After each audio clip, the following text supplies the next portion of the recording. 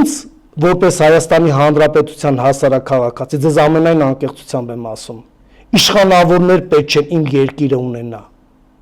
Ինձ չպետք է ինչ-որ մեկը իշխի, որովհետև բայց ես իրան վարձատրում եմ։ Ինձ պետք են կառավարիչներ, որոնց ես վարձատրում եմ դուք, մեր օպերատորները, մեր վճարած հարկերի հաշվին, պարզ օրինակ բերեմ, Նիկոլ Փաշինյան, այսօրվա բոլոր ընդդիմադիր եւ դիմադիր, քաղաքական վերնախավը, տիտղոսային ընդդիմությունը եւ իշխանությունը, աշխատավարձ են ստանում։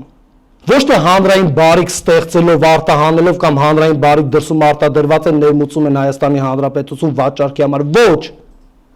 Նրանք պարզապես աշխատում են, որպեսզի Հայաստանի Հանրապետության յուրաքանչյուր քաղաքացու բարեկեցությունը բարձրանա։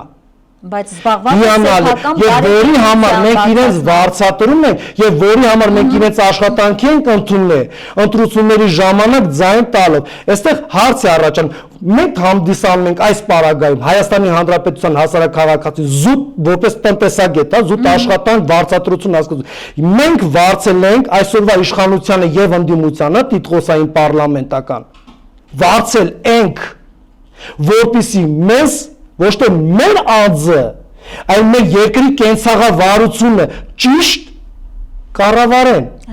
Իսկ իրենք 7 տարուց ավելի չեն կարողանում ճիշտ կառավարել։ Միայն այն, որ կառավարության ծրագիրը ձախողված է,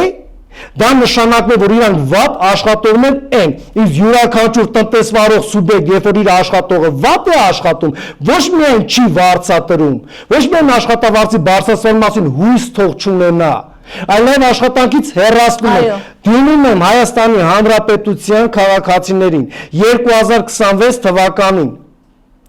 որպեսզի ձեզ համար ընտրեք նոր աշխատողներ, այո, աշխատողներ, նրանք պապենական չեն ստացել այդ իշխանությունը, նրանք իշխանավորներ չեն, նրանք վարձու ժողովրդավարական երկիր են, չէ, վարձու աշխատողներ են, մենք տնտեսվարող սուբյեկտներն ենք, մենք իրանց վարձել ենք, որպեսզի աշխատեն, 7 տարուց ավելի 8 տարի է վատ աշխատանքի արդյունքում հանգեցինք պատերազմի, Արցախի հայաթափման, բոլոր ժամանակների Արցախի հայաթափման, մողոլներ, արաբներ, թուրքեր, պարսիկներ, ռուսներ, ազերբայջանցի եւ այլ,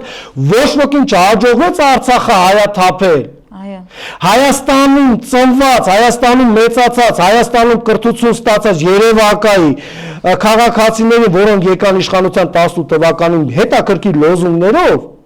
կորցրեցինք Արցախը, հայաթափվեց Արցախը, մի ամբողջ սերունդ կորցրեցինք պատերազմի ժամանակ, 5000-ից ավել պաշտոնական տվյալներով, շուրջ 15000 հաշվանդամներ, անհետ կորածներ, 26 թվականին վատ են աշխատում, եկեք աշխատանքից հեռացնենք այս մարդկանց, որոնց մենք վարձատրում ենք մեր ամենօրվա աշխատանքի կենցաղավարության արդյունքում, նոր աշխատողների վարձենք, միգուցե ավելի լավը կլինեն, քան սրանք են։